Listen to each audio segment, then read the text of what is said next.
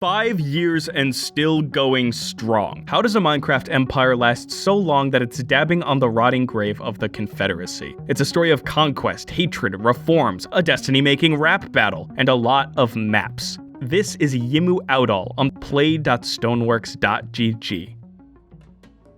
Yimu Outall was born in one of our first worlds, Jagdis. It grew as an empire of islands around Spawn in the center of the world. Its founder's story studio is said to have found an ancient language carved on a birch tree to settle here, and built a lighthouse to capture the attention of new players venturing out from Spawn. Yimu Outall grew as a powerhouse involved in all the big events and conflicts of Jagdis, elevating the chief diplomat Blue Marble as its second emperor, and developing its national traditions, Mesopotamian architecture, its ancient conlang, and the golden seabird religion Hukar Sharud. Dope world building. Harbarder was elevated as the next emperor, but the next day, the world of Jagdis corrupted, and its population fled through Blue Marble's portals to the new world of Rathnir.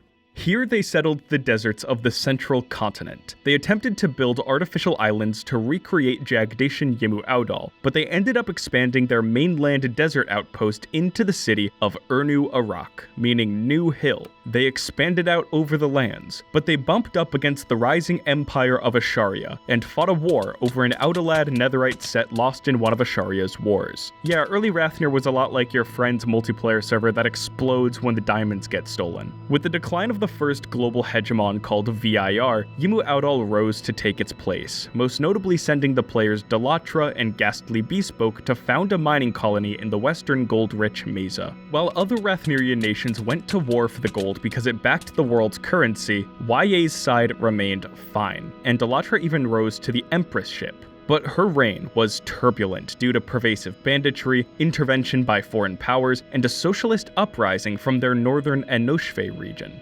Delatra was pressured into abdicating, but their ancient crown was stolen and hidden away, which opened the Asharian emperor to march on the capital and proclaim himself emperor of Yimu Outall II. YA's Regency Council, which would usually choose the emperor, wanted to elevate chief diplomat Grey Izies to the emperorship, but the usurping Asharian emperor did everything he could to call that legitimacy into question. Delatra, meanwhile, committed self-death in humiliation, and soon was elected the Mad Empress Carpicius, who was being influenced by a demonic chaos goddess called Entropy. She escalated this instability into a world war, which I've made a favorite hour-long series on. But long story short, the Trillium War ended with YA's coalition defeated at the Battle of Uraka and Carpicius's execution. So the empire tenuously stayed in Asharia's hands for a while, until the Asharian leadership ritually sacrificed themselves and their empire to the god Solaris, and the region was balkanized into Yimu Outall, Theonikos, and Talor. YA by this time had become depopulated by the war, a month of occupation, and frankly disinterest as its remaining players became elitist and unchanging, whereas the Theonikos region had actively reformed with exciting ideas and aggressively recruited new players. So at the Conference of Uraka, and under the influence of earlier emperors Story Studio and Harbarder, they united into the theocracy of Theos Esukdal, with the capital Uraka retaining religious freedom privileges. The leading Lugal of Theos Esukdal, player Mechanical Hands,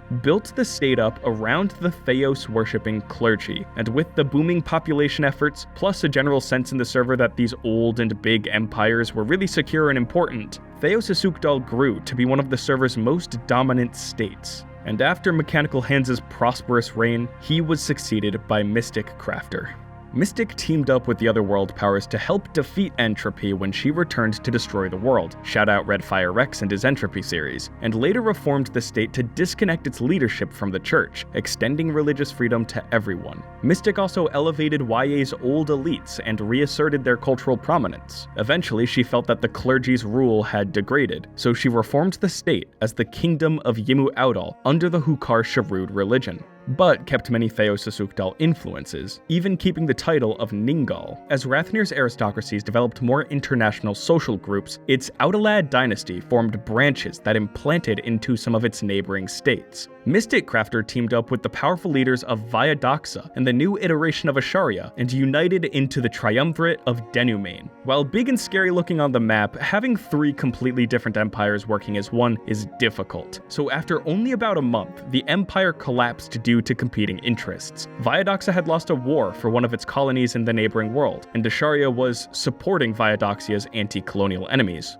Afterwards, YA tried again with just Asharia, but this union ended up even worse. But let's take a moment for context to talk about Mystic Crafter's reign. She was in power for a long 6 months before uniting with Denimane, and even though she was controversial with the Theos Asukdal players, she clearly was quite successful in rejuvenating Yimu Audal, because the next generation of YA's leaders were adopted and integrated under her direction, and many are still active and influential to this day. Under her, YA did not have any wars on its soil, only sending troops to help allies and deal with normal rambunctious squatters on its land. But 6 months is a long and intense time to run a Minecraft nation on play.stoneworks.gg. By the time Denimane came around, she was exhausted and less responsive to the Empire's problems, so being in league with these other leaders would afford her some time and stability. Mystic and the YA leaders could not find a sufficient heir to the throne at this time, and then a natural disaster struck in real life that took her out of the game. She was absent and without a successor, leaving internal issues and personal grievances to build up without a state response. This was a large contributing factor to YA's decline into a kind of century of humiliation. After unifying with Asharia via Mystic's marriage with their emperor, tensions started rising with their southwestern neighbor, Aldavir. Aldavir laid claim to the Fusinian borderlands, saying that they had once owned it and its players practiced their religion of sacralism. The YA players accused them of just making shit up.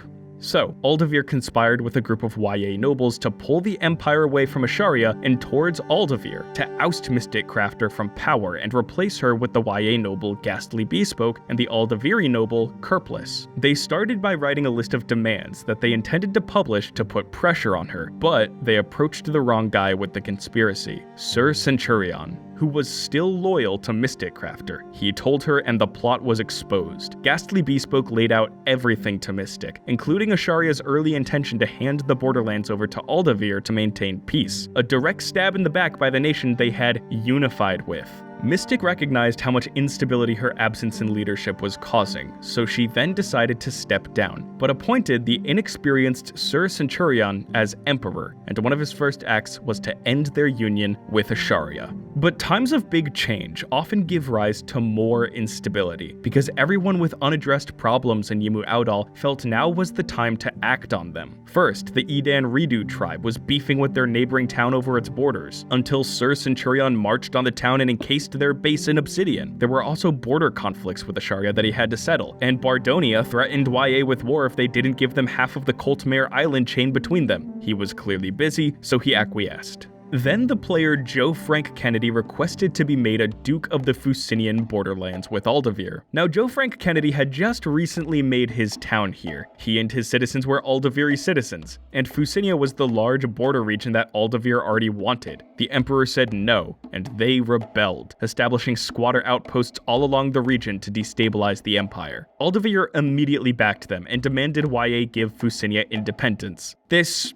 was just an Aldavir proxy operation. Aldavir and Yimu Audal battled in these contested borderlands, with Aldavir raiding a boxing match, YA's Fort Void, and other towns across the border. Eventually, two armies met on the battlefield near Prestinia, and instead of fighting a devastating battle to settle the conflict, they each sent out their champions for a rap battle. Nihiliz for Aldavir and Foxmonk for YA. I was there, and it was great. Send you back across the border, back to Yimu Audal, man.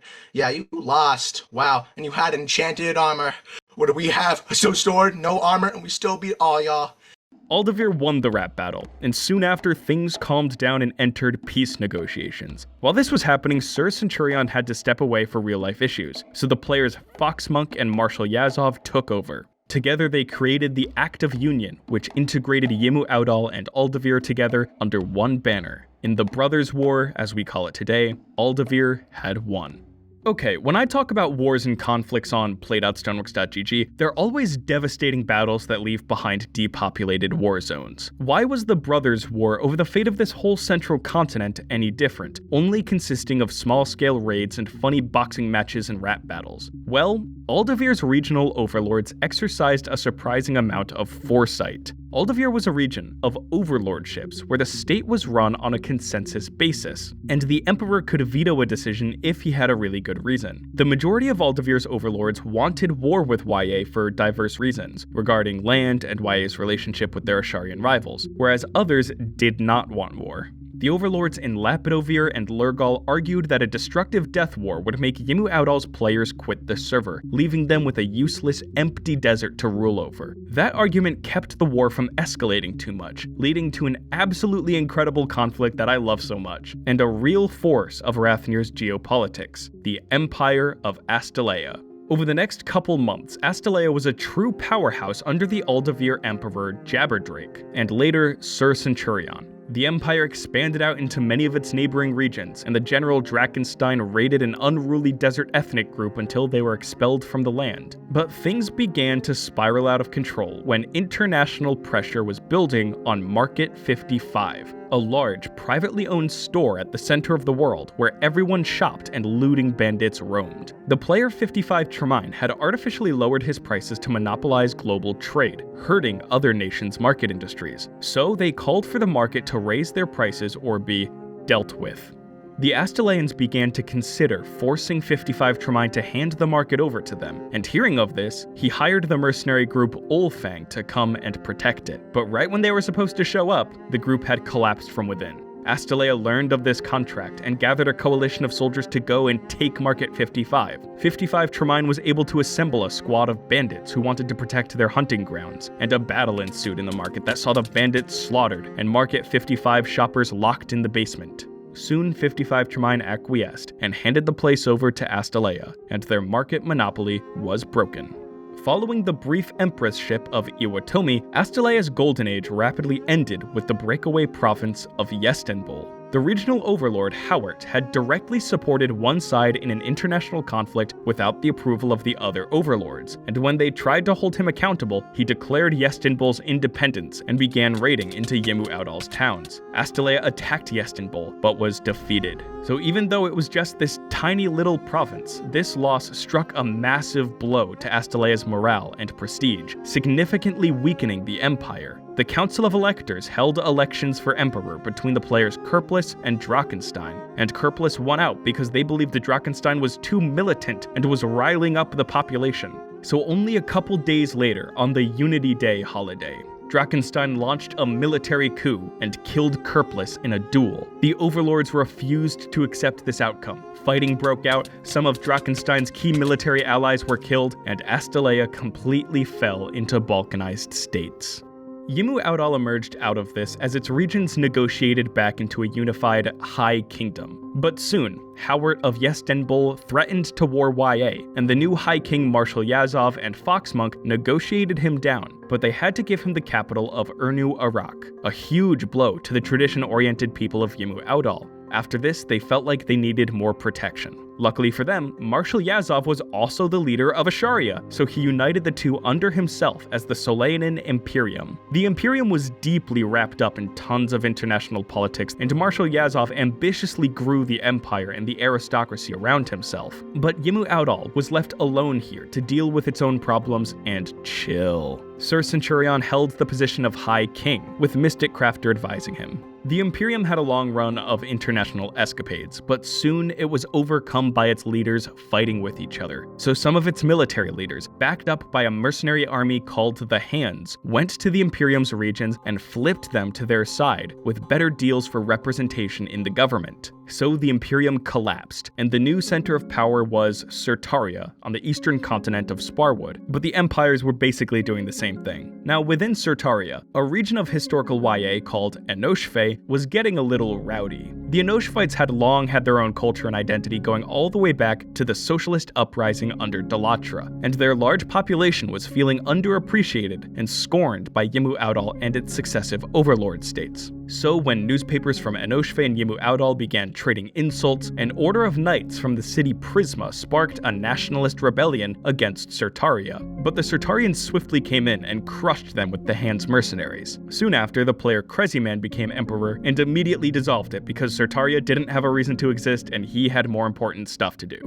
Based. So Yimu Outall was back on the world stage, after about a year and a half of being subsumed by its neighbors. The player Princelet bought Uraka back, but Foxmonk denied giving him the official title of patron, so he stormed off and swore that he would help destroy Yimu Outall. That's called foreshadowing. Yimu Outall's activity and power slowly started snowballing, and thus we should probably talk about its new emperor, Beagly. One YA member described Beagly to me as perfect. He was active and hands-on in dealing with internal problems. He was popular among his people and was well liked by other nation leaders, especially those in the southwest. With this popularity, he decentralized the empire a bit and made the state step in to positively alleviate people's issues instead of alienating them. He first reinstated YA's old empire status with the vassalization of the Coltmere Islands. He inherited Market 55 from a long line of dudes, which by this time had bounced back from its troubles and was generating boatloads of cash for the empire. He had geopolitical connections to strong mercenary groups. YA clearly had some real diplomatic, financial, and military muscle again. By this time, the old Aldavir region had fallen into dire straits. They'd been fighting for an entire year. In one of these wars, Yimu Outall had backed the nation of Galadon. Galadon lost and suffered inactivity and depopulation, and in their reconstruction, they became closer to Beagly's Yimu Outall, so Galadon's King Cassius agreed to integrate as their vassal. The region of Lurgal followed soon after, seeing a lot of potential in YA's stability. Beagly was also able to talk Trev, the leader of the city Cordania, who had earlier seceded from YA with mercenary support, into rejoining the empire. But Beagly eventually abdicated as emperor because he was growing exhausted and King Cassius was always low-key jockeying for power. But him being the most competent successor, he appointed King Cassius as his heir under the condition that he would prioritize Yimu Outall over Galadon. So when King Cassius ascended the throne, the region of Karn revolted in an attempt to secede from YA and destroy Galadon, being backed by the holy states of Viestin, Azuria, and many mercenaries.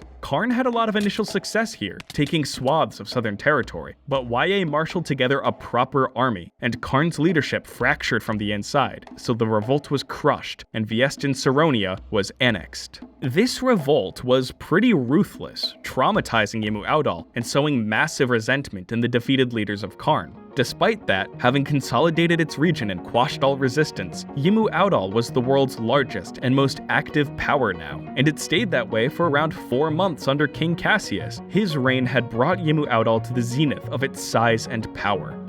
But him being Galadonian was kind of troublesome. Regional sectionalism got more apparent as he came into conflict with the Theonikos and Sironvir regions, as their past conflicts ran deep and he wasn't as active in soothing them. He eventually declared Galadon not a state of the empire, but a vassal so that it would appear on the map, and soon after, he abdicated, appointing Emperor Trev. But just then, old rebellions and animosities would return with a catastrophic vengeance. Let's take another step back and talk about one of YA's other neighbors, Azuria. Azuria and YA had a long roller coaster of a relationship. At times, they were mutually beneficial, with economic and military support for each other. Azuria was first led by a bandit named Dex OG that troubled Delatra's reign. They followed his red cult that was centered in Uraka, and they claimed their dynasty to even be a branch of the outlived. The two were close and pretty similar. But during Beagly's reign, one Azurian leader handed large swaths of Azuria to YA to spite another Azurian leader named Voidfish. The rest of Azuria then fell under the hands of a pirate bandit nation called Charm, which had more Eastern Sparwood influences than YA, and had fallen out with YA's leadership by this point. The provoked Voidfish became hellbent on reunifying Azuria, and it didn't help that when he was trying to negotiate for this, it was the antagonistic King Cassius who was in charge. So Voidfish conspired with the leaders of Charm, those of the Old Karn Revolt, Princelet, mercenary allies, and an influential player named Red Dunes. Wait a minute, I know that guy! The gang's all here! They would attack Yimu Outall to restore Azuria and throw off its grip over the continent. It just so happened that Trev was coronated emperor when they first launched their invasion. The Hands mercenaries attacked the central town of Suckrath, overwhelming its garrison to conquer it, and handing it over to Red Dunes as his duchy of Crimson Den. The attackers then assaulted the strategic town of Rhodia, but Yimu Outall dug in here and held them off in a battle where they suffered mass casualties. So when Charm assaulted the town a second time, they pushed through the YA defenses and captured it.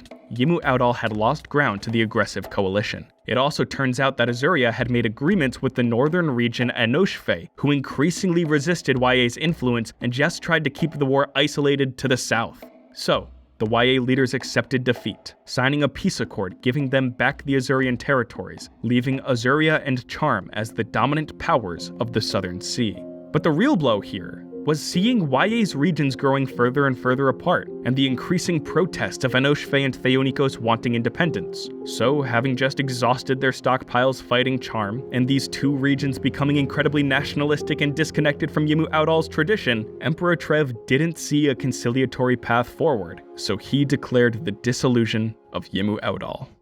The core lands were split into 3 territories. Enoshfe and Theonikos soon united into Eniekos, which inherited Market 55 and was more than ready to stand on its own as a regional power. But the southern core regions of Yimu Outall and Talor together emerged as the nation of Utari. Yo, shout out to Talor for being the most loyal region to core YA, for real. They tried to establish their own path forward, but only 12 days into the nation, a mayor named MST Megastinker forcefully couped Uraka, launching Utari into chaos. Towns seceded as their own nations, friend groups were torn apart, outside powers opportunistically intervened, and Trev seceded the Talor region entirely. Well, there goes that. What was left was Eniekos and border gore galore.